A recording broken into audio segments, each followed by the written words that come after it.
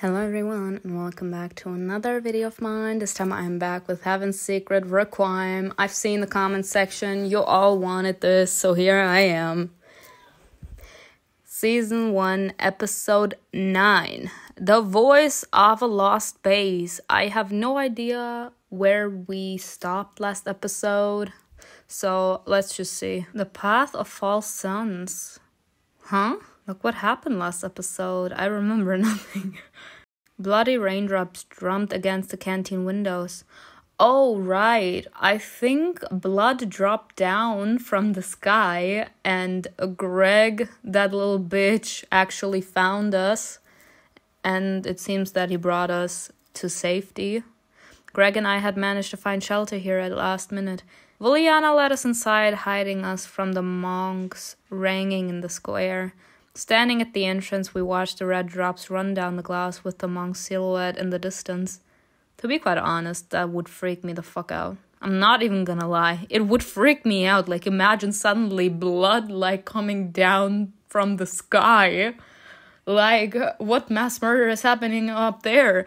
The dark clouds hanging over the city turned day into night. And especially, like, we do hear monks chanting something in Latin, and like imagine that they aren't really monks, but like people that like serve Satan. Like just imagine them like chanting something as in enhancing the devil's power or something. Oh god, oh no, oh no. The dark clouds hanging over the city turned day into night. First a thunderstorm, and now this downpour in the middle of winter. I love her outfit. Red rain has already fallen once in the past. I was very young, but I remember it well. It was just as scary and dark as it is now. The young woman squeezed out the rag in her hand, determined to finish wiping the tables. Sit down, I'll bring you something warm. She's such a cutie, even though she threw us out before. As Juliana disappeared into the back, Greg and I sat down at the nearest table. Can't we just, like, push him away? I'm sorry, I don't like him. He needs to redeem himself good. Like, I did say why I prefer my man, CAIN, over all of these bitches. I did say it. Because we actually see this bitch's change in attitude without us having to pay for it. Here, with the other bitches, we need to pay in order for them, like, to acknowledge that they did something wrong. No, ma'am. I looked back outside as Greg began to drum his fingers on the table deep in thought about something. Let's wait a bit. Maybe the rain will stop soon. It just started pouring. What if it just keeps going? We'll have to make our way through it to the estate. We need to get to the others as soon as possible. I wanted to zoom out. I wanted to escape. I sure as hell am not going back there. The abominations flew over the city and we're headed into the forest somewhere. I'm afraid nothing good awaits us there. Nothing good awaits me at the base either, son. Then maybe we shouldn't wait. Let's go to the estate right now. I don't like this rusty downpour or getting caught in acid rain. Well, sonny boy, you need to take a fall once. When he talks about weather, he seems more confident than usual. The report on the rift in the general's office was complied by Greg. Perhaps his specialty involved something like environmental analysis. Certain choices improve your relationship with other characters. I'm not gonna pay. Like, I know I don't have much gems left, but I'm not gonna pay for him anymore. Like, this route is solely for my man CAIN. Honestly. Because I am done paying gems for people that can't even acknowledge when they're being a shitty person. Like, CAIN, even though the real change is still improving, this man is trying his best, and you don't have to pay gems in order to see that this man truly cares about you. Here, you have to pay gems in order for them to sometimes even bitch at you. Like, I've read the comments, ladies and gentlemen. I read the comment section. They be telling me that Anna and the general are one of the biggest bitches in history. Like I said, Park Drea is my queen. She's a queen. She said it with her whole chest. I just want to pay for these bitches in order to, like, watch them kill each other. Amen, sis. Amen. Because, what the fuck? I even pay gems in order to be insulted by you? No, I'm not paying. Okay, it doesn't matter now. No, I don't give a damn. I fell silent and Greg plunged into his own thoughts again. Juliana returned, placing 2 cups of strong tea in front of us, and walked back to the counter. Even the locals can't be sweethearts when they want. Does not apply to you, does it? Nodding briefly at Greg's remark, I sipped some tea and looked out the window again. It's not stopping. It probably won't calm down anytime soon. Let's finish up and try to get back to the estate. Don't we have a jacket or something? Look at this, y'all. This is like some huge-ass horror shit. We took a different way back, trying to spend as little time as possible in such an open area. Greg held his jacket over us. A strong gust of wind tried to blow it away. Running through puddles, we splashed scarlet drops that stuck to our clothes like mud. Wow! Yeah! Y'all, the image. Lester and Kira ran out of the estate to meet us, bringing raincoats. Get Kira away from me. We quickly pulled them on over our wet clothes and hurried inside. It's over now. We still need to get dressed and to take a shower. This is not normal water. Jackets and coats were hung by the entrance to dry. All that was left was to change the wet clothes. After falling into the puddle, it stuck unpleasantly to my body. The last thing you need is to get sick. Change your clothes quickly. Yes, ma'am. Path of the Devil's Whisper. Opening the closet, I pulled out a couple of things from the pile on the left. Ooh. That's also cute. Not really mine.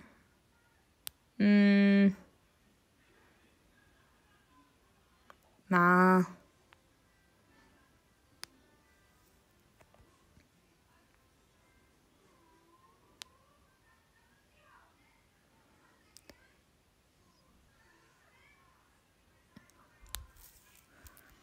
Hold up. I need to change this hair. This hair sucks.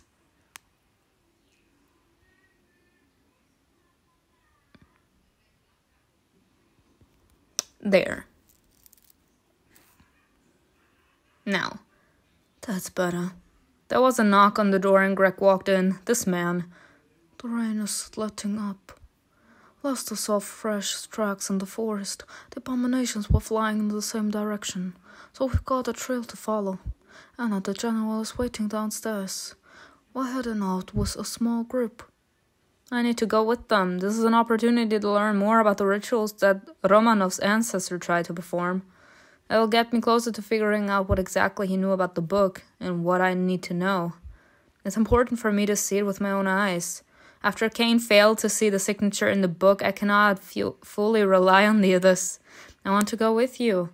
You should stay at the estate with the guys. It's so dangerous in the forest right now. Deciphering the Book of the Apocalypse depends on this. There are things you might miss that are important, things I need to know. Anna and Greg fell silent, casting thoughtful glances at each other. Let's go downstairs first. If one of the immortals comes with us, maybe the general won't object. Can we get CAIN? Yes! Everything is a billion times better with my fine-ass man next to me. CAIN flew over the squad. This man says I am too done with walking. I'm flying. The sudden gust left my hair disheveled, clinging unpleasantly to my chapped lips. He was forced to fly low so as not to scare away the abominations whose tracks we were following. Someone's hand suddenly touched my back and gently pushed me toward Kira, who was walking in front. I'm sorry. Sonny, who said you can touch me? I would have turned around and smacked the shit out of him. Stay near the others. Don't get out of line. I obeyed the order. Y'all, we actually submitted like the little bitch we are. I had this conversation with someone in my comments section. I'm sorry, but I cannot vibe with her because I feel like she could be so much more, but she's always acting like a duck with a tail between her legs. Like, she could do so much more. She has so much fire to her. She is thirsty for knowledge. She's confident. She's outgoing. She's capable. She could do so much. Of course, like, fear will always be there sometimes. And if we should be scared of the general, it would be normal that we get to see, like, the fact that she fears him. But every single time, immediately doing as he says without objecting ever is fucked up. Like, even the main character, as in Vicky, from Heaven's Secret, had more balls than her. I mean, she was even more stupid, but you all know what I mean. She had a lot more guts. This woman immediately falling in line. This bitch does not deserve our loyalty after the bullshit he pulled. Why are we actually allowing this man to tell us how to behave and what to do? I'm getting so mad. Nodding, Dimitri walked ahead and led our small procession. It hadn't taken long to persuade the general to take me with them. He agreed surprisingly quickly, as if he needed a person who could explain what was happening. When the squad was ready to leave, the clouds parted, and instead of rain, snow fell from the sky. The huge flakes layered the square, hiding the scarlet snowdrifts beneath. As if nothing had happened, it was as if the town was trying to cover its tracks. Greg brought me out of my thoughts. He gave me an encouraging smile as he came closer. Y'all, they're all trying to make me, like, forget that they actually drugged us, striped us of our own free will, just because they're, like, main characters. Just because of that.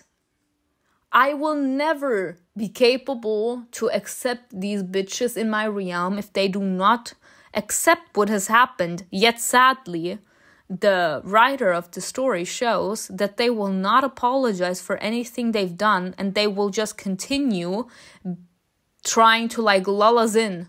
They won't even be capable to say sorry to us, because in their eyes they did nothing wrong in anything.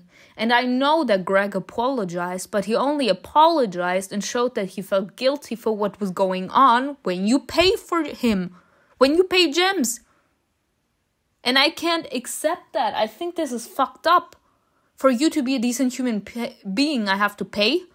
Like, that's fucked up. Like, I'm sorry, writer of the story, like, nothing against you, but the way you screwed over Anna, Greg, and the general literally is fucked up. You ruined all three routes. Like, I wanted to try it with Greg too. It was Greg and CAIN at first. But then they tortured us, CAIN was completely fine with it, and CAIN showed complete disgust when he knew about it. And that he wanted to do something as well, but he was sent away because everyone knew that he would have said something in order to stop all this bullshit, made CAIN my favorite. Like, the other ones can choke.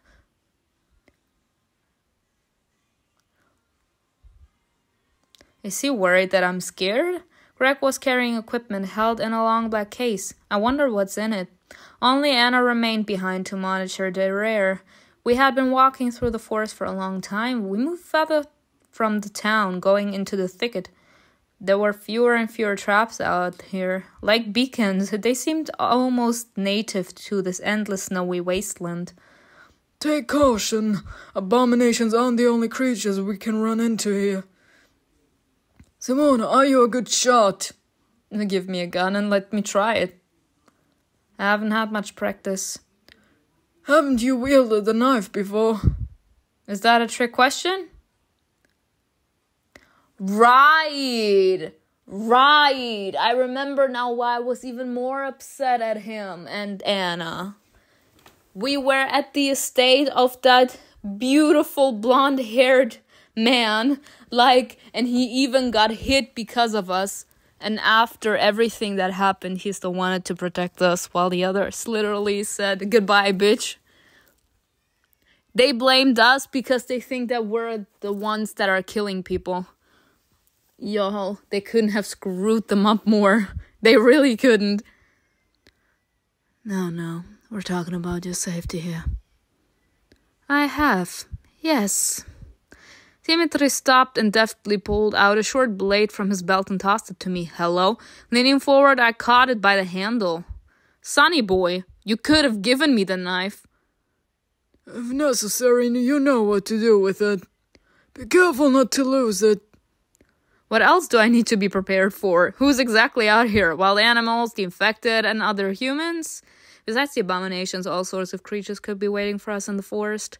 Wolves pushed out of their territory, the infected wandering in the snow, and humans. The last ones are always the most dangerous. Yeah, because of you, sorry, bitches. Like, if you have met bitches like the General, Anna, or Greg, you don't need any enemies. At this point, I can point which character in the story I actually like. CAIN suddenly landed next to me. Sorry. It turned out he could do so almost silently. There'll be a clearing soon. I can't fly any further, otherwise they'll notice. Oh, I'm fine, Sonny boy. You can stay next to me. Dimitri nodded and we continued to make our way forward. Y'all, I'm just always so thrilled to have CAIN next to me. The outlines of a familiar cliff loomed in the distance. Greg and I looked at each other. Why are we looking at Greg? This finest man is next to us. Those ruins? I never realized how far I had gotten back then. The stone slabs were the same as I remembered them, but there was no blood this time. The general entered through the destroyed ark first, followed by CAIN and Kira. Then Anna, Greg, and me. Bad memories. Oh yeah, that was some disgusting scene, y'all. It turned out I had only managed to see a small fraction of the stone ruins when I was last here. It stretched off into the distance, the farthest columns almost merging with the horizon. Oh wow, this is similar to what's written in Romanov's diary. There's a path here, with candles that are still lit. Someone was here quite recently. The general wanted to go farther, but CAIN pulled him back sharply and forced him to duck. At the same time, several black monastic cloaks appeared within the ruins. The hunched silhouettes stood like worshippers within the circle of monuments. Do that again And what? And what? I don't repeat a kindness. Sonny, you don't need to be doing this like this. You don't need to behave like this. You don't need to be fine like this. But that, though, I'm sorry, son. Don't worry. It will not repeat itself. CAIN didn't elaborate. He was interrupted by Greg's alarmed voice. He peered at the figures and frowned wearily. Don't you think they're moving a little strange? Even now, his dancing looked more coordinate. Damn. We won't get anywhere like this. Give me the case. Greg carefully lowered the case onto the snow, and Kira pulled out a sniper rifle. She installed it on top of one of the low slabs and then pointed the barrel toward the cloaked figures. They're standing around some kind of stone block that looks like a table. And there's blood all over. There are a ton of cloaked monks. Too hard to tell exactly how many, but at least double our squad. Except those on cloaks and... Like a doll with a jammed neck mechanism, one of the figures slowly turned his head in our direction. Those aren't monks anymore. Oh my god. Oh my god. Is this an abomination? I mean, yes, it's an abomination, but were those the monks that we knew? Black ragged wings hung from the stone steps like the flaps of a long cape. It seemed we were in the presence of the most ancient evil, momentous, menacing, and merciless. There are too many of them. We don't have enough ammunition. Maybe we should retreat to the traps and call for them from there? Someone was right. This is the only way out. It makes no sense to approach them unarmed. No way! There's blood. There's probably someone in there. We need to find out what happened. We can't hesitate. But if it's really blood over there, then we can't really do much for them, can we? They already dead. Or they will be dying because of the huge ass wound that they inflicted on him or her. I'll distract them, lure them to the rift and try to get away. I'll have time then to explore everything. Too dangerous. You've never fought more than a few creatures alone. That's what I told you. Ooh, he did. He did. Are we getting a little more backstory on what actually happened to CAIN? Did he actually get exiled? CAIN pushed off the ground with enough force to raise a huge column of snow that covered us. As he flew up, heading toward the abominations. Another contender for a leash. CAIN's retreating silhouette caused a strange pain in my chest. Me too. I love him too, girl. It was like being punched hard in the solar plexus. He's immortal. He should be able to handle it. We worried about him. Period. Good, I'll help him out. Let's stop his hive. Nodding, the sniper took aim and pulled the trigger. The bullet whistled several hundred feet before hitting its mark. One of the abominations roared. Ooh-hoo! One by one, they took off chasing after the angel, who was deliberately looming over the ruins. I count at least 15 creatures going after CAIN. It would be bad if he got hurt.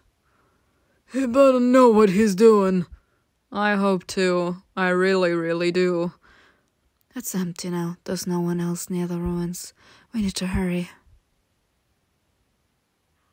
Without wasting time, I ran over to the circle of monuments. As soon as we stepped inside, the terrible stench of gutted organs hit us.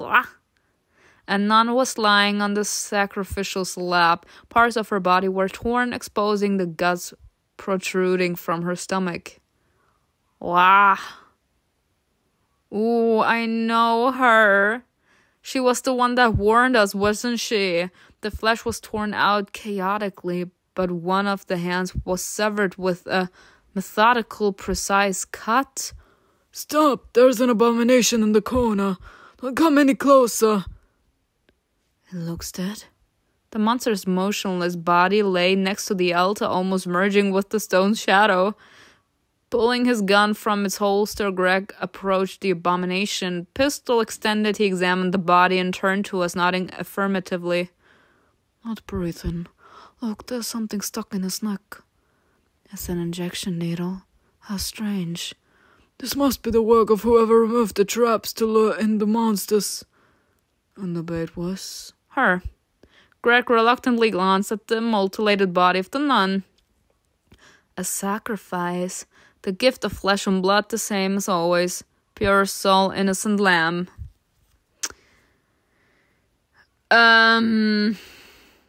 Honestly, blood with blood. That's sadly how things are. But in my eyes, she wanted to help and she had to pay. So pure soul, innocent lamb. The work of perverse people, those who are human in name only. There has to be a demonic sign somewhere on the rock slabs. Where's the needle in the abomination's neck? We all looked to Anna, waiting for an answer. I need to think about it. These needles are used for medical procedures. Like for blood tests, the nurse inserts a needle like this, draws the blood, and collects the samples in different tubes. But why would anyone need monster blood? Does someone want to join the demons? I think the sacrifice might be partially staged, as a way to catch one of the abominations and collect its corrupted blood. Well, they succeeded. How worried should we be about it? I don't know. A vague feeling of my own powerlessness stabbed unpleasantly from within. My job is to translate the book. Who knew that to do this I'd have to wade so deeply into the dark history of this town? It's obvious that I don't know everything, but their expectant faces, I wish they wouldn't give me such direct, open looks. Let's examine everything here and remove the corpse. Correct, there were several traps along the way. You need to bring at least one of them here. Got it. Deftly jumping from the stone rubble, Greg ran away, not wasting any time. Stepping away from the abomination, I walked toward the bloody body. Her stomach was cut open with a knife. The abominations came after it was already done. God. Kira covered her mouth with her hand, trying to keep from vomiting. Me too. This is the only thing that she's done where I'm like, same girl. Oh, son, watch over the... Me. 100% me. No, thank you. Kira turned away from the unpleasant side and jumped down from the same spot that Greg had. What's wrong with her? She can't stand the sight of blood. Amen, sis. I do not envy her given her current circumstances. Dimitri walked up to the dead nun and carefully turned her head to the side to examine her. Is this a sacrificial table? Crazy savage occultists, Takes one to know one. Do they think they can appease the demons? Do they want the patronage? He shook his head and walked away from the body almost dismissively. Simona, you were talking about a demonic sign. I think this is it. Huh? Oh. Looking at the symbol, I took out my notebook. I warmed the ink in my pen with my breath, and I crossed out the penultimate symbol. One final victim remains, surely the most significant one.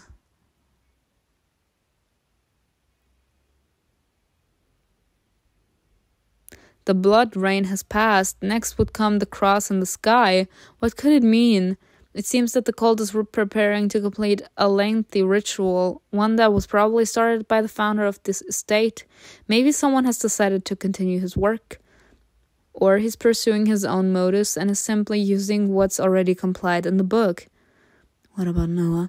Did he want to become part of this cult? And Nick? Was he killed the same way as this nun? And I was interrupted by Kira running back. Look what I found. She was holding one of the squad's traps in her hands. I saw the green indicator light in the distance, but I thought it was my imagination. I decided to check it out. The general examined the find and handed it back to Kira. It works. How could it have been missed? All the other traps were disabled, deliberately. I don't know, but its camera was pointed directly at the runes. It reacts to movements, which means there must be some footage. Turn it on before its battery runs out. Maybe it's recorded whoever is behind all this. Suddenly, the abomination lying behind Kira stood up and screamed in pain. Its tail hit Kira in the lower back and she dropped the trap. Get down! Get down. A shot fired and black splashes dotted the snow. Emitting an inhuman roar, the creature rushed from stone to stone, racing snow into the air, and then took off with difficulty, one wing barely flapping. Its tail! It got stuck in the trap! We can't let it get away! We need that camera! The four of us hurtled forward, following the abomination. I kept pace with the general, leaving Anna and Kira behind. Making our way through the thicket, we came to a clearing. The rift appeared far ahead. If it gets close to the nest, the camera's gone. The abomination flew out of the forest and, feeling freer, began to soar higher. General, I can do it. If you hit the creature, it'll fall and break the camera along with it. No, I'll shoot the clasp. I just need someone below to catch the trap. The abomination is twitching in the sky. The squint and the lock on the camera is no more than 2 inches. How are you going to hit it from the distance? Kira remained silent. Exhaling, she slowly lowered the case, took out her weapon and set it on a mound of crushed snow. She's looking at the general. She's waiting for orders. Okay, I'll try to catch it. There's no other way. Dimitri ran out across the wide clearing. Anna watched tensely as his silhouette moved away. Then she staggered suddenly to the side. In the abomination's escape, it had injured her. Kira froze for a split second before pulling the trigger. Flashing in the sky, the iron lock that held the camera to the trap broke apart. It started to fall, but a sudden gust of wind deviated its path. Dimitri won't make it. It being carried off course. Not wanting all our efforts to go down in the drain, I started running, hoping to make it on time. The loose snow beneath me vibrated unusually. The camera was quickly approaching the ground. Just a little more. I'm so close to getting answers. There's no way I'm letting it crash. Dimitri was running back. He looked at the sky and accelerated.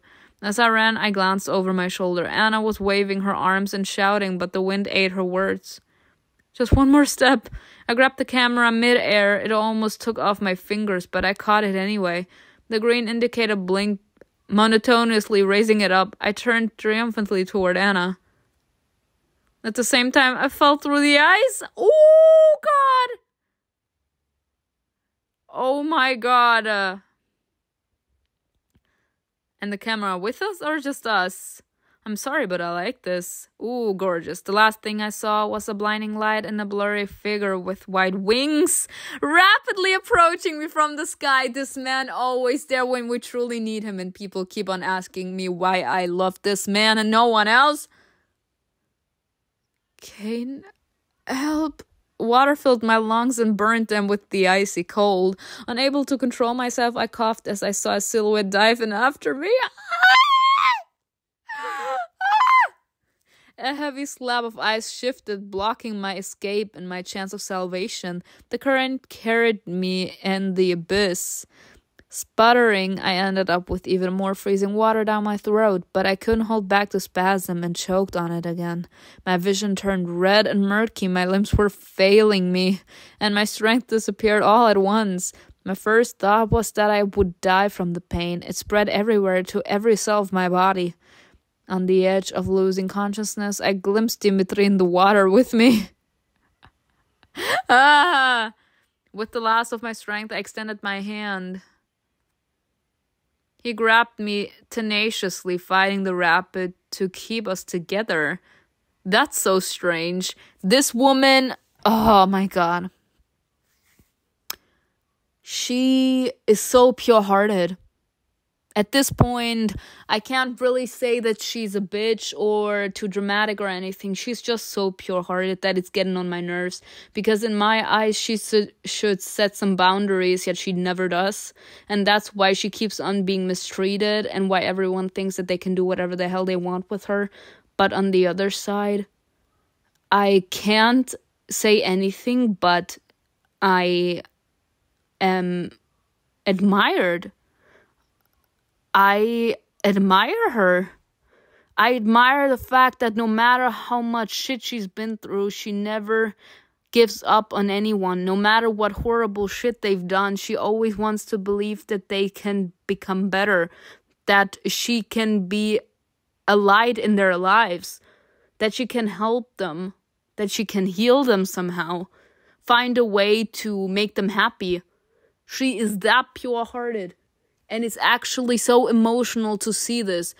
He actually orchestrated for us to be drugged, to be sedated in order to get some answers out of us, stripping us of our own free will. And the second she sees that he's in danger, she's holding out her hand because she wants to help him. This woman. My inability to breathe felt like I was falling through an endless dark hole. Holding my nose, Dimitri squeezed my cheeks, forcing me to part my lips.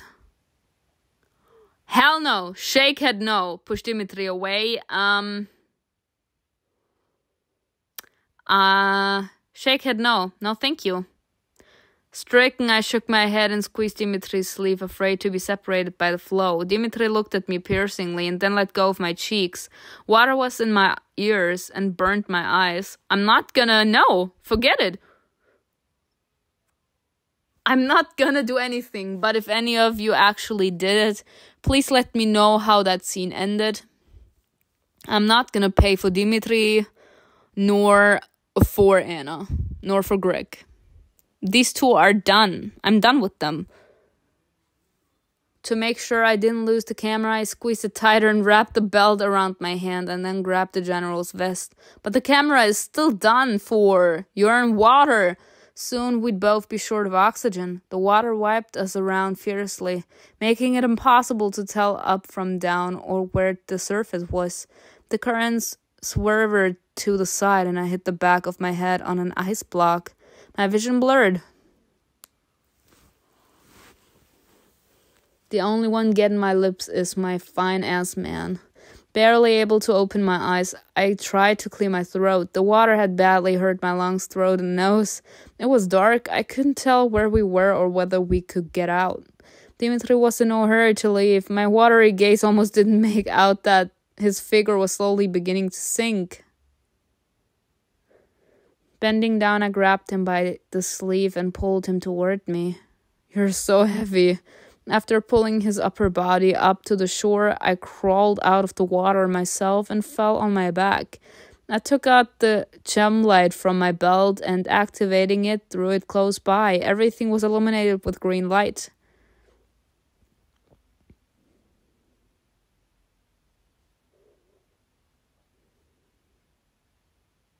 The general was still lying motionless nearby. "I'm alive," and he jumped in after me. Or after the camera? But he didn't need me alive for that. I coughed painfully and turned over on my stomach. I looked around like a crazy person. "Where's the camera?" I looked around, iron panels instead of walls and a lot of wires, no furniture. We were on the lower floors of the Siberia base. The camera was lying nearby. My outer layers were getting in the way, so I took them off and moved toward the camera, turning it over with trembling hands. "Please just..." The light was no longer blinking. Ha! A fit of hysterical laughter turned into a cough, causing me to double over. I turned my gaze to Dimitri. His body was still partially in the water. He wasn't moving. If I push him back and right now, no one will ever know what happened. What? And if I survive, I can tell the squad any version of events I want. I won't forget what they did. I don't hold any grudges because I would have done exactly this. No, I won't forget what they did. I'll make sure each one of them pays, but not now. I'm not going to forget what they did. What they did was inhuman. And the fact that they didn't even have the audacity to apologize is a new low. I'm going to need help getting out of here. You're determined to take revenge. Yes, I am. Because they deserve nothing else. If they would actually have shown that they feel some sort of like this soft spot for us after everything they've did for us, it would show that they had guilt, but they didn't even do that. The second that they saw something else that was negative, they immediately pinpointed their fingers at us. They will never stop. It's always us. And I'm tired of living in a situation like this. They deserve this. Everyone needs to suffer, besides CAIN, of course, because CAIN is a cutie and he did nothing. Approaching the general, I braced my feet against the crack and pulled him toward me. His coat weighs a ton. How am I going to be able to move him? I'm a superhuman feat. I managed to pull Dimitri all the way out of the water. I tucked off his coat as I rolled him over onto his side. He came to his senses and cleared his throat. Barely holding himself up, the general looked around. "What's the status with the trap?" "Ooh, I love the wet hair." "The light's off." "Too bad. Can you guess where the current took us?" "Into one of the Siberia tunnels." Dimitri checked his pockets. His radio didn't work. His gun was filled with water. All we had left at our disposal was a knife, a broken camera, and a single light stick. Oh, that's why she laughed. That's why there was the hysterical laughter. I thought she was laughing because the camera still worked. And then she would have laughed at the surreality of the situation. But no, she was laughing her ass off because she wanted to do whatever it took in order to save the camera. But at the end of the day, it was still broken. Okay, I get it. I see the plan. All we had left at our disposal was a knife, a broken camera, and a single light stick.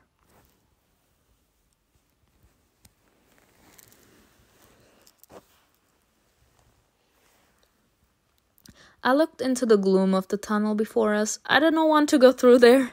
Like an animal sensing danger before it appeared, the hairs on the back of my neck and arms stood on end and wouldn't lay down.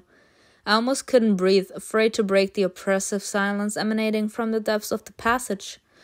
It wasn't clear what was worse, to hear a noise or to let the quiet mystery of the torment us further. How are you? Not good. You're still here. Okay-ish. And you? We have been taught, well, we have manners. And you? Likewise. Uh-huh. It's a miracle we survived. All that remains is to find a way out of this hole. Your relationship hasn't proved what relationship. We don't have any relationship with this bitch. Do you know where we might be in the facility? I raised the chem light toward the ceiling, looking for any symbols. Fainted yellow letters were visible on the crumpled iron. We're in one of the exit tunnels.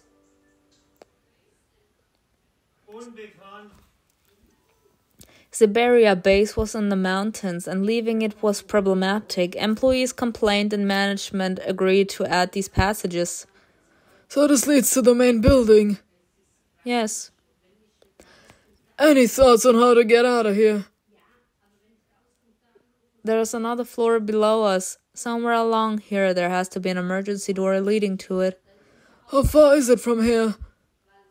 If I'm remembering correctly, it should be nearby. Let's go. The general entered the tunnels first. His silhouette disappeared into the shadows. I looked back at the icy water. I remembered Greg cheering me up with his bright, serene smile. Now the icy lake separated us. Calming my cold, shivering hands, I hurried after Dimitri.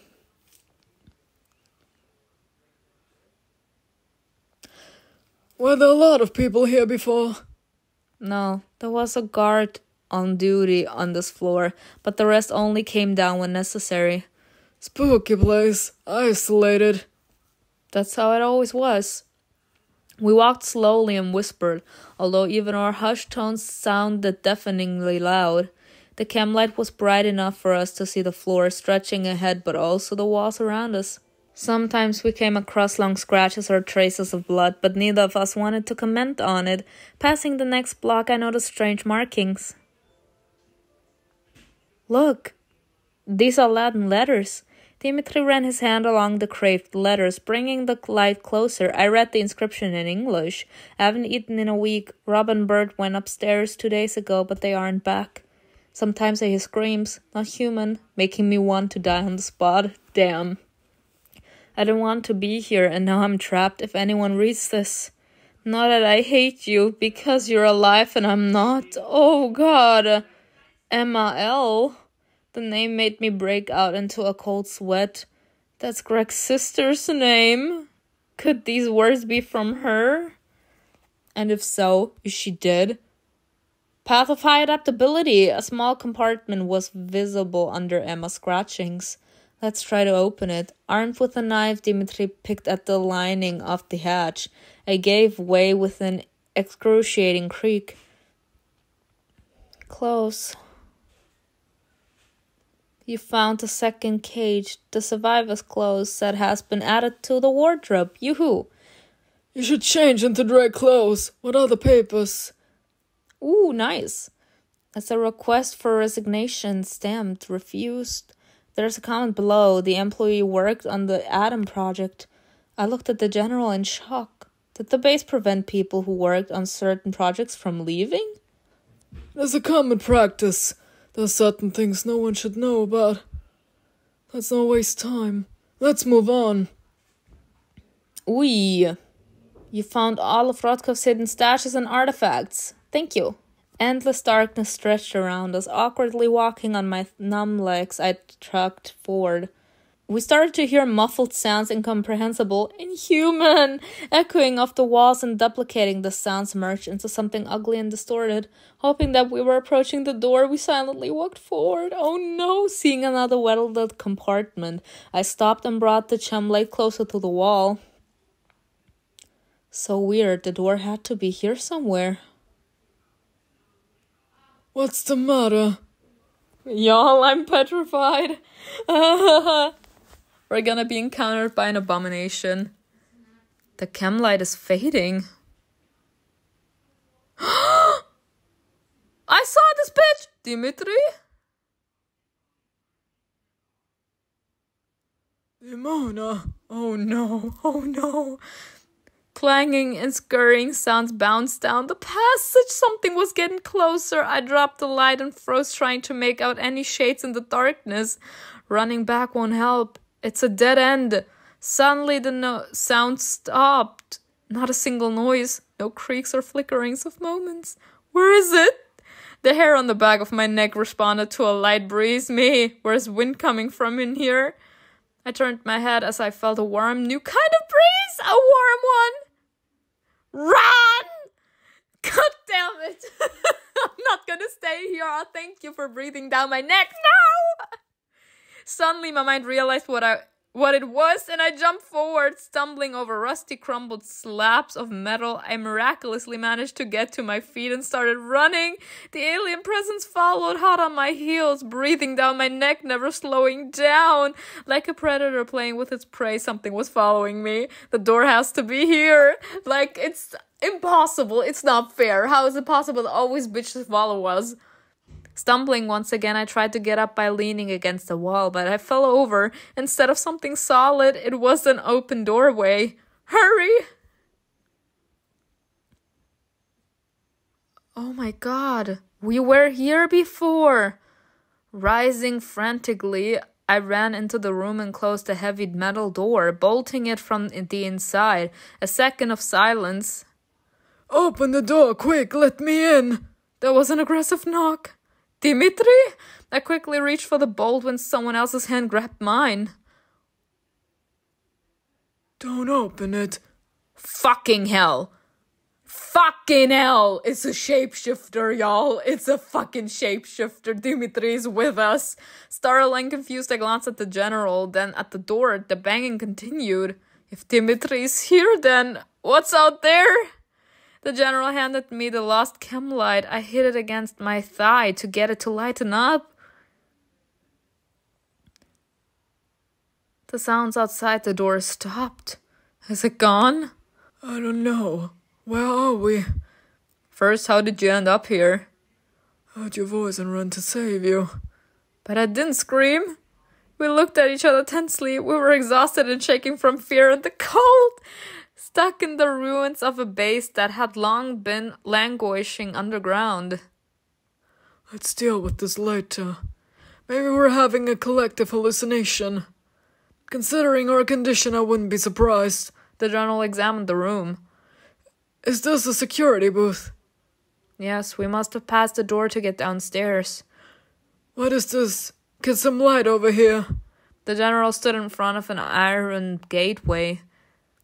It's the private service staircase between floors. It's locked. You can only open it if you know the code. And only the former general had it. How are we going to get to the other door? I really don't want to go back out there. Tired, Dimitri placed his hand on the private service door and leaned on it. He bowed his head, thinking intently. Then he looked up and saw a recess in the wall. There was a row of gears with numbers written on them. With light, quick movements, he selected a set of numbers and twisted the round knob. With a hiss of steam, the heavy door depressurized and moved to the side. He wrote it down there. How did you do that? I guess the code. Exactly. How? What numbers did you pick? Damn. So he knows she did. Anna's death date. Anna's date of birth. Are you satisfied? Now let's go. From the guard's booth, we reached the landing.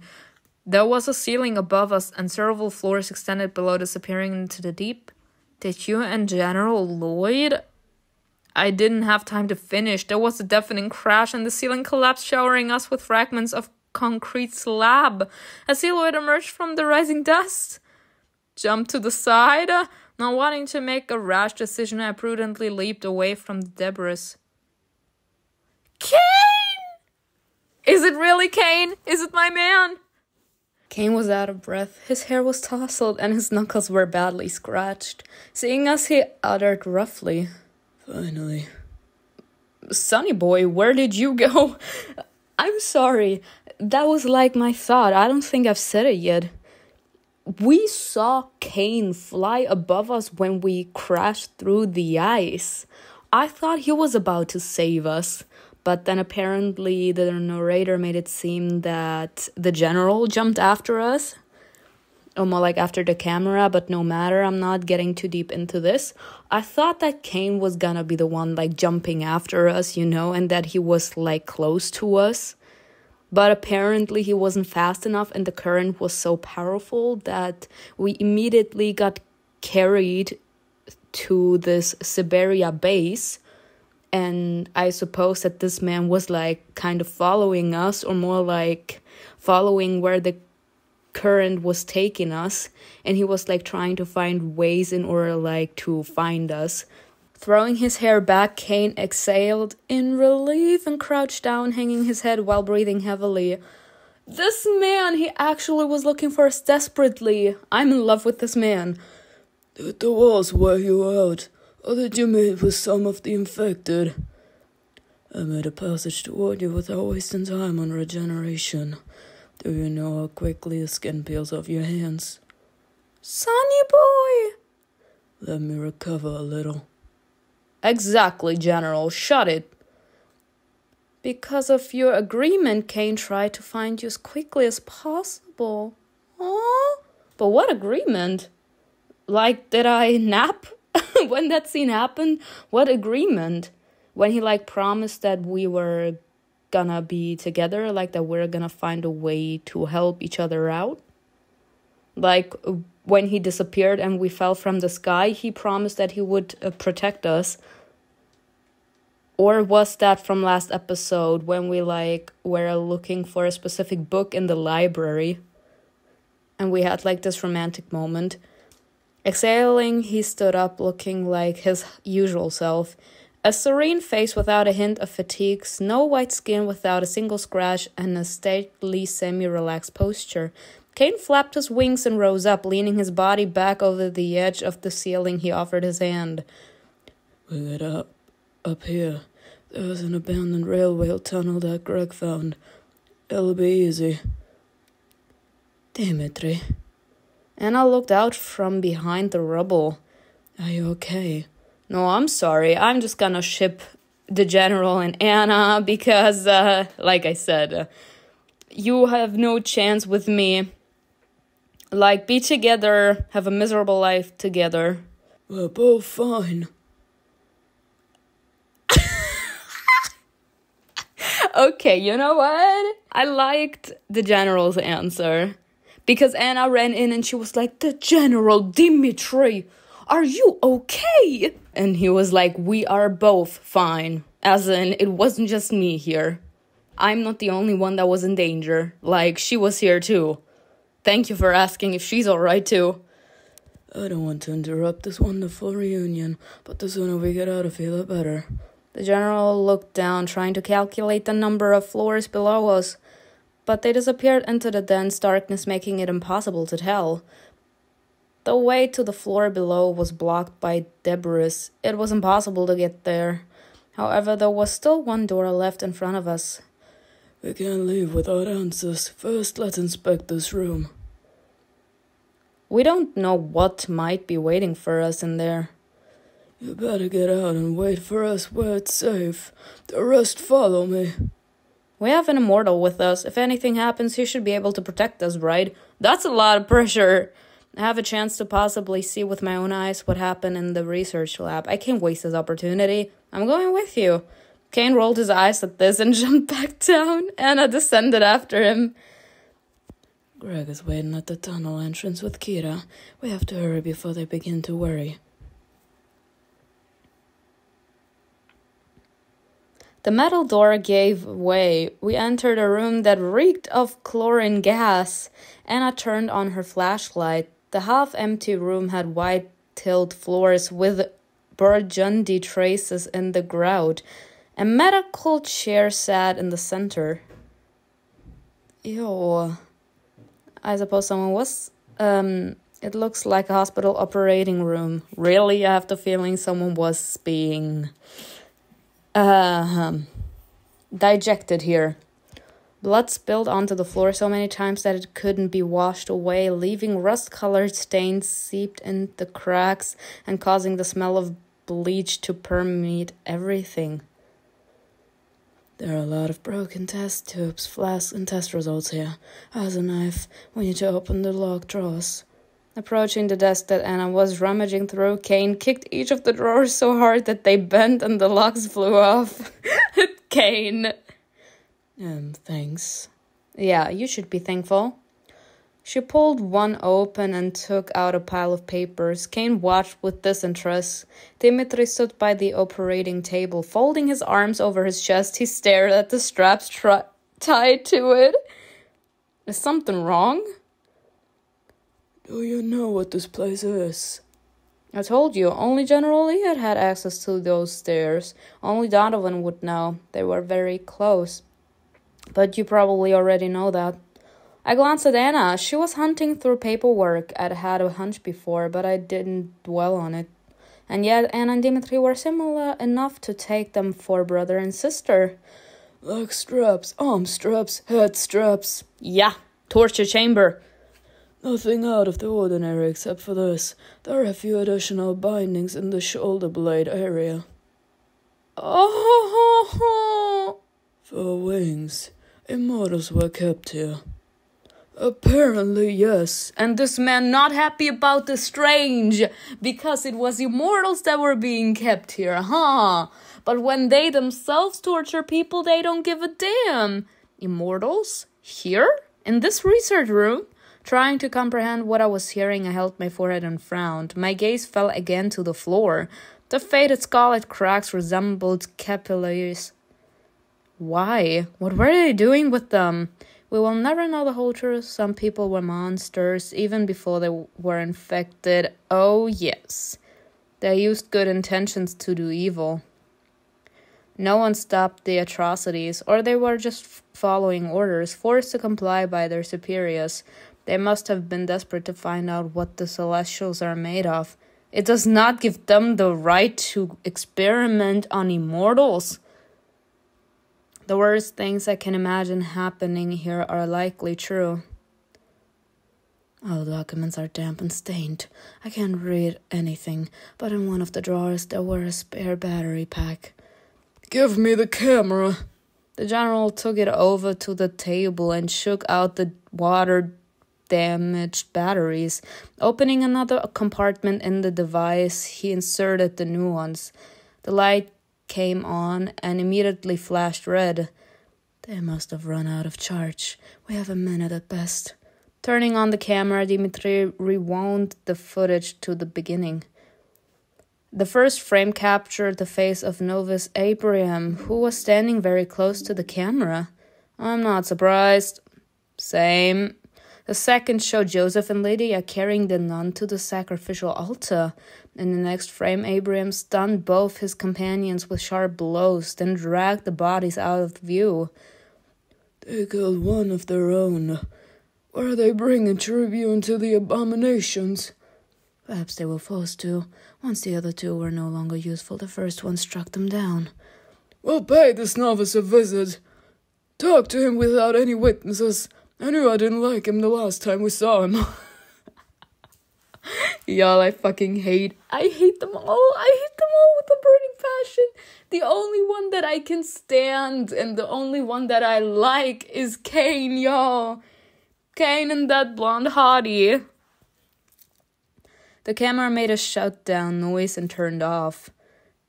If these were replacement batteries were here, the device they were meant for must be here too. But there are some more batteries in that. A device like this, for example. CAIN was pointing to something peeking out from a guarded, almost hidden shelf. It took him some effort to open the iron vise protecting it before pulling out the object. It's a black box. It had to be on recording everything that happened in here. It has several power sources in case the main power goes out. Let's take it with us. Maybe back at the atom base we can open it and decipher the records. If they weren't destroyed. Just then they heard a worrisome grinding noise from behind the door. What's that sound? Is anyone there? Can you hear me? Oh my god, it's Nick. He probably got here just like you. But his voice is somewhat different. Period. Dimitri and I looked at each other warily, yeah. Like, he's a shapeshifter. He tried to pull the same bullshit on us. Alright, we need to let him in. No, we don't. Anna, who stood closest to the door, immediately rushed forward. The general followed, trying to stop her. Anna, no. She pressed the handle. At the same moment, Dimitri caught up with her. Hesitating, she backed away. The door inched open slowly before swinging wide. There was no one behind it. Nick? She's such a bitch. She is so stupid. You don't think that after everything that we know, with all those fucking abominations, with everyone stabbing you in the back, with everyone wanting nothing but death and blood to follow, with all these sacrifices, that it would be easy like this? A gruesome hand appeared suddenly and grabbed the wall. Then the rest of the body appeared. Oh my god. Mutated, infected. Y'all don't. Hold up. Is that Nick? I mean, is that actually Nick? And he got infected and he ended up here. Oh my god. No, hold up. It has wings. Oh my god, y'all, I can't. I don't even know what voice to give him. Oh, it is here. We all stood still. It seemed the infected couldn't see us. He turned his head in different directions as if blind. That meant he relied on his hearing. He walked past Anne and Dimitri and headed to the center where CAIN and I stood. CAIN looked at me without a trace of shock or fear. He fine. Like he's using his wings, one flap and the infected goes down. It gave me confidence and peace of mind. He took another step toward us, just a little more, and he would walk right into me. I noticed that CAIN was prepared to attack, but was trying to delay the confrontation until the last possible second. Stay back. Turn around. Turn around. Turn around. The infected started to... What? The infected started toward me and then stopped. It looked like he was about to turn around. Did he hear me? Unlikely. I'm probably imagining it. Fearing the mutant's next action would hurt me, Dimitri clapped his hands above his head. I'm sorry, what? Excuse me? I'm sorry, what? Y'all, I'm so sorry. I'm sorry, what? He wants to do what now? Let's read this again. Fearing the mutant's next action would hurt me, Dimitri clapped his hands above his head in order to get this man's attention. They actually try so desperately to make me see that this man has humanity left. And I feel bad for the Dimitri and Anna and Greg stance. I really do. But this is my opinion. What they did was fucked up. If you want, I will try not to always say that I can stand them, and I will try to highlight their emotions and their actions, and if I actually like what they do or how they behave. I won't try to immediately say that everything they do or say is fucked up because of that prejudice that I have now, but I won't be capable to forgive what they did. It was fucked up. And the fact that the author is really trying desperately to make everyone forgive them for what they did when they didn't even have the balls to apologize, and they still blame us if something goes wrong, is fucked up. They can choke. I regret nothing. Run! I'll stop him. The infected instantly reacted. CAIN was faster. He jumped onto the operating table to block him, but froze. The infected knocked the general to the floor, grabbing for his neck, intending to kill him. Anna took out her pistol and shot the attacker in the head several times, but the bullet didn't do any serious damage. Oh, fucking hell. So if I would have had one more point, I would have been capable to tell this bitch to shut up. Are you kidding me? Call out to CAIN because, again, we're so fucked up. The general fought back while trying not to lose his grip on the black box, and I fired again, but to no avail. The mutant squeezed the general's shoulder hard. They heard a painful crunch. There was no other choice. Dimitri let go of the box and used both hands to grab the infected by the neck. "CAIN!" Coming to his senses, the angel jumped to the floor and stood behind the infected, pulling him away from the general by the hair. The monster trashed wildly, trying to escape. One of his limbs hit the black box. Moving the infected further away, CAIN tossed him to the side. Damn. But to be quite honest, I actually thought that this was some sort of moment of realization for CAIN, that they actually are completely gone, like there's no humanity left. But this man actually was like trapped, like our voice actually brought him back to reality. He was in trance. He couldn't do anything. Wow. That's shocking. Sliding across the floor, the mutant slammed into the wall and went limp. Dimitri suffered at the hands of the infected. The black box is broken.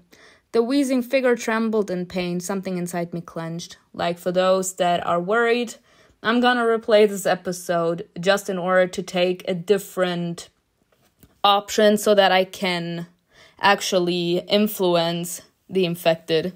This was a person at some point, or maybe part of him still is. I should leave the infected to die slowly and cut his throat. At this point, there's no other way. But I'm sorry, how is it possible that like a cut to the throat could kill him, but a dozen of bullets to the head can't? I walked up to the monster's immobile body, knife in hand, and stuck the blade into his throat. What are you doing? I want to ease his suffering. It won't kill him. You have to stab him in the heart. But it's too late now. He just died on his own. Staggering back, I grabbed the table. I was faint all of a sudden. The chills and fatigue were taking their toll. Trembling, I pushed through and tried to focus on what was happening. A quarrel was brewing between the general and the immortal. What were you waiting for?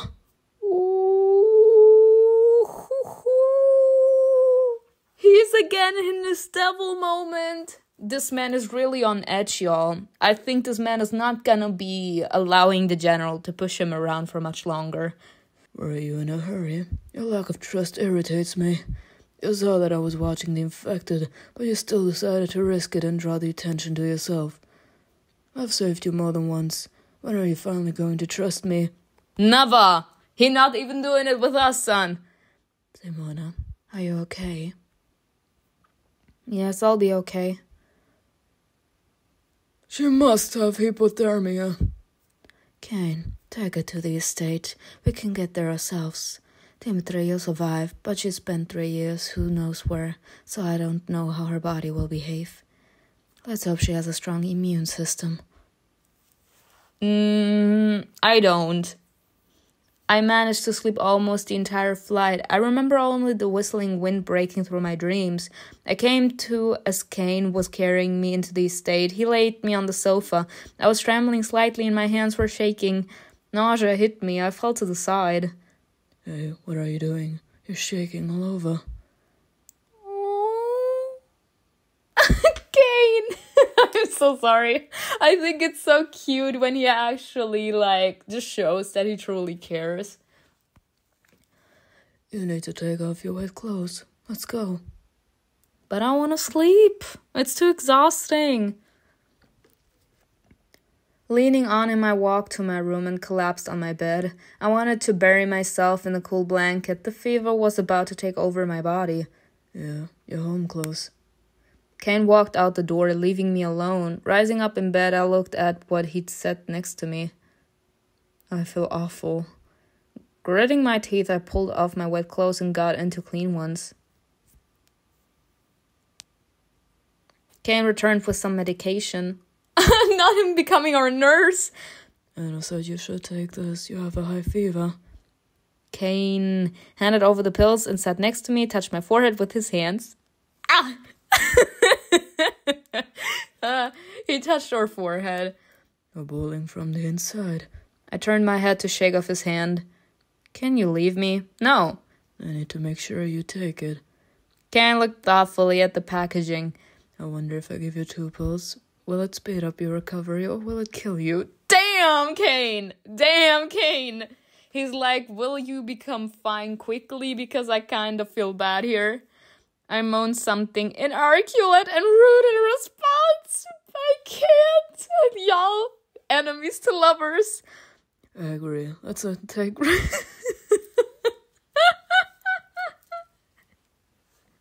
I can't. Popping a white pill into my palm, he watched me expectantly. This man, he's like, if you don't take the damn pill, I'm not leaving. Apparently, there's no point in waiting for water. Oh well, I'll manage. I tried to swallow the pill and choked. Should I get you something to drink? No need to make a fuss over me. CAIN ignored my words. Soon he returned with a drink. This man says, fuck you. He says, I don't give a damn. You can insult me as much as you want, but I will take care of you. Lowering it on the table, he placed a chair next to the bed and sat down. With shaky hands, I greedily drank the liquid, then squinted. What's all this for? Oh, Siva, this is going to be harder than I thought. What? Throwing his legs up on the edge of my bed and crossing them, CAIN lunged on the chair. He exhaled tiredly and placed his clasped fingers on his chest, throwing his head back. Better sleep. Huh? It had always been easier for me to experience pain alone. At first, I simply had no choice in the matter. Then as I got older, I couldn't change the habit. I got used to enduring the suffering alone, and I opted for that constantly. No one saw me writhing in agony. No one made me nervous with their conversation. I feel calmer if I'm by myself. And I will feel calmer if I stay here. He is so worried about us. This is so cute. Shut the fuck up, bitch! CAIN laughed quietly at something, then he fell silent, thinking. The look hasn't changed. What are you talking about? Sometimes he acts like we're old friends, but he never says so and is unlikely ever to talk to me about it. Could I have met him before? Could he? My stomach twisted in pain and I bent over trying to calm the feeling. I started at Siberia. Sometimes I felt a hopelessness, excruciating loneliness. At such moments, I sat in my room, and tears flowed naturally. In that world, I felt abandoned and completely alone. I wanted to scream, but I was silent. I wanted to break the concrete cage, but I didn't dare to move. That's when I realized no one could ever escape themselves. And alone with myself, I felt sick. I decided then that I'm just an empty shell, indifferent to the life slipping through my fingers. What did I say? Numb. You don't look so good. I feel worse. I shook my head and sat back on the pillow. CAIN's long legs lay close to mine. Aye! Yo. This is such a cute moment between the two of them. She's like, you can leave, thank you, I'm fine by myself. And he's like, and I feel better if I'm by your side. Like, I need to make sure you're alright. Sometimes he seemed so human, as if his wings were just a costume. How does it feel to be alive so long? Exhausting. Amen, sis. But there are also glimpses of interesting things. For example? I once met a woman whose thoughts were much aligned with mine. Ooh, the red eyes. Fine as fuck. They weren't rosy, sometimes quite nauseating, actually, but she amazed me that someone could share such feelings. I remembered her, so I took a closer look. I wanted to get to know her better, but to be honest, I shouldn't have. Then she disappeared. Are you looking for her? It's hard to say. He shrugged his shoulders and looked at me with piercing seriousness. Is it possible that he's talking about us? I'm not sure if she wants to be found. Or aka, he's not sure if we want to remember. CAIN was without a doubt more angel than human. All his feigned amusement instantly dissolved, replaced by a tired, thoughtful look. I was overcome by a feeling of my own insignificance next to this incredible being. Sophisticated and perfect, CAIN's mood seemed to be pressed on me. as if he wanted to test or punish me for something. I was saved by the sound of the estate's front door creaking open. The hall filled with voices and the tension subsided. Sharply returning to his previous mood, CAIN smiled sweetly and said, "I'm not much of a nurse. I'll go get some air." CAIN allowed himself to be frank with you. Cute. "Try to sleep." I tossed and turned in bed, trying to fall asleep without any luck. Depressing thoughts about what happened at the base began to creep into my head. That room, what exactly did they do to the immortals there? And that strange infected. That place gives me the creeps. The heavy thoughts were draining. To interrupt the flow of melancholy, I decided to go join the squad. Everyone was doing their own thing. The general and Greg were talking by the fireplace. Greg fell silent but then turned back to me. "Are you okay?" Yes, the worst is over. Greg seemed worried about you. Kira and Lester stood over some boxes unpacking new traps. Anna and CAIN weren't in the room. My babe! Where is he? I sat down and stared at the blazing fire. The general nodded at Greg to continue. Will he tell me to leave?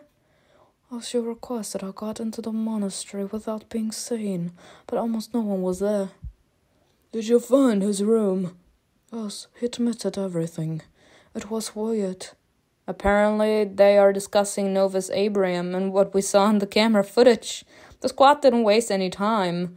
"At first, he pretended not to speak the language, but I made some convincing arguments that got him talking." You discovered the love affair between the novice and the workers, yes! Anna entered from the kitchen hallway. She walked up to us and sat down next to me, patting me on the shoulder. She crossed her legs and jumped into the conversation. "So what do we have?" "Abraham said Nick is alive. He'll point us to where he's being held. Moreover, he'll give us a sign when Nick can be safely extracted." This could be a trap. Abraham isn't providing any proof that Nick is alive. "We didn't hide the fact that we were looking for a guy from a squad. Anyone could tell us that he's sitting in someone's basement somewhere." "Abraham could have pretended he didn't know anything and got rid of us." Not if he knows that we're being heavy about the subject. "Apart from what we saw in the surveillance video, we have nothing that proves he's behind all this. But for some reason he's admitting guilt.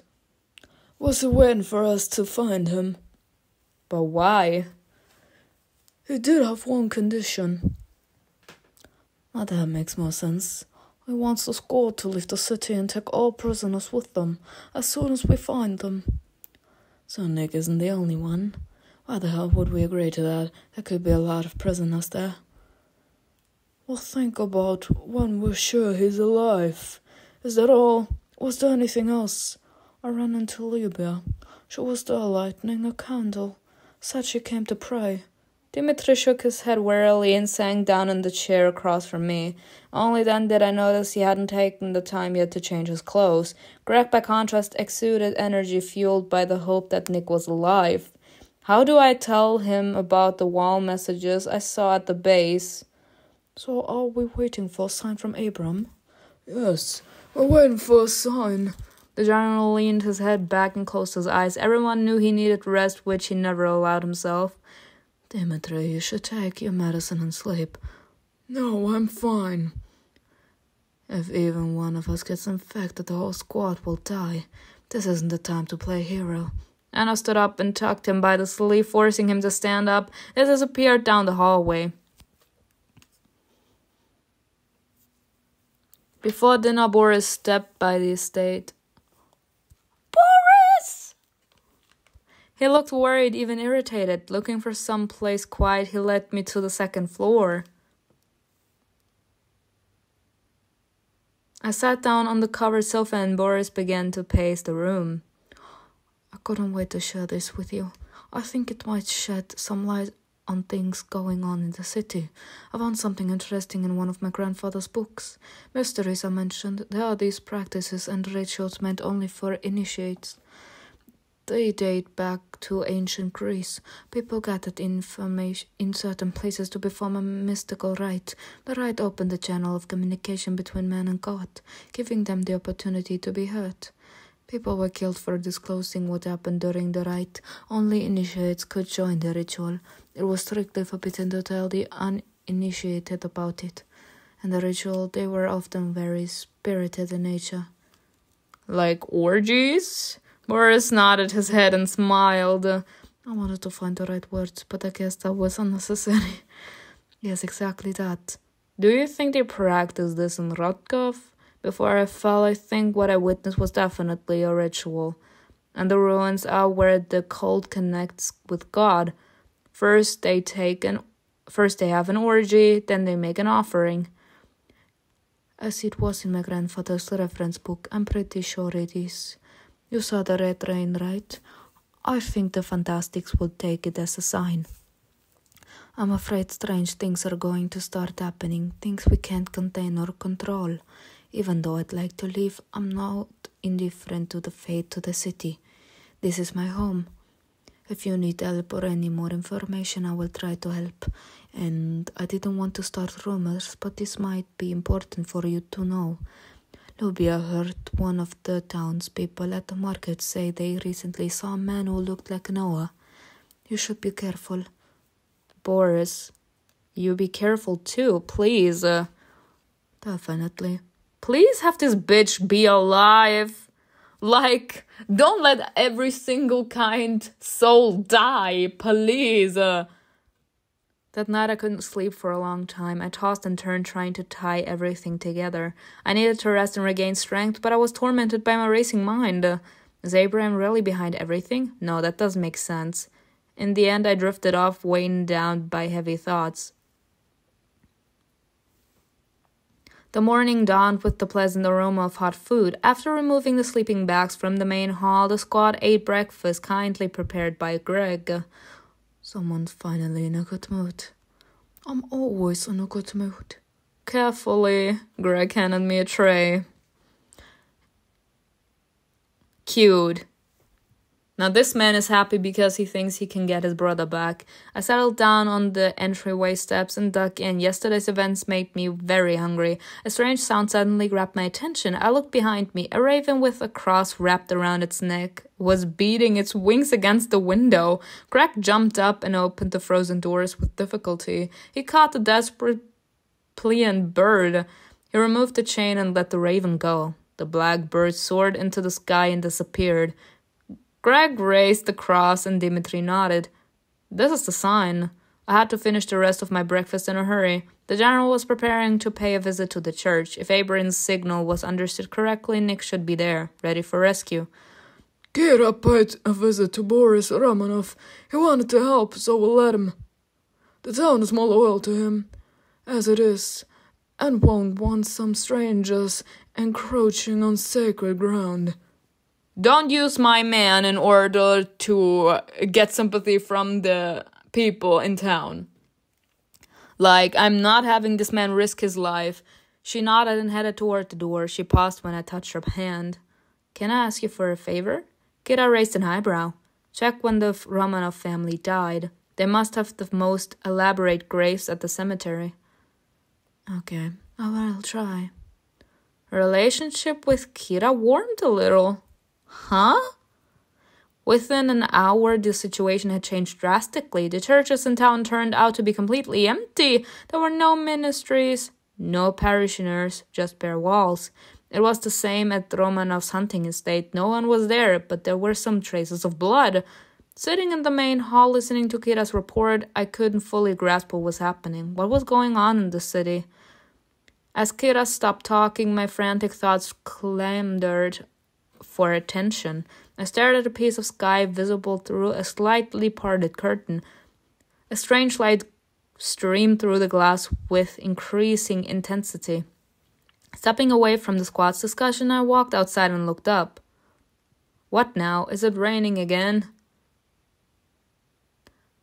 A sparkling halo triumphant in the blue sky. Brightness like the glow of several suns formed a cross? The main ritual has begun somewhere. But how? After all, they needed to find a victim. Remembering Kira's report, I suddenly realized who was the last person the cult needed. My heart sank. No! Not my man! Boris! Fuck no! Hell no! What did I say? Do not touch my man! I only have 2 people in the story that I love. Boris and CAIN. And they take one person that I like. Y'all! Not Boris, not my cutie pie.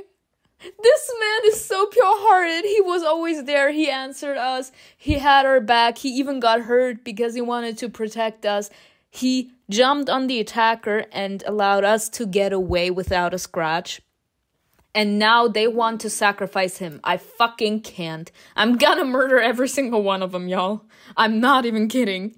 But yeah, I hope you enjoyed this video with me. Tell me in the comments below what you think was best, and I will see you in another video. Bye.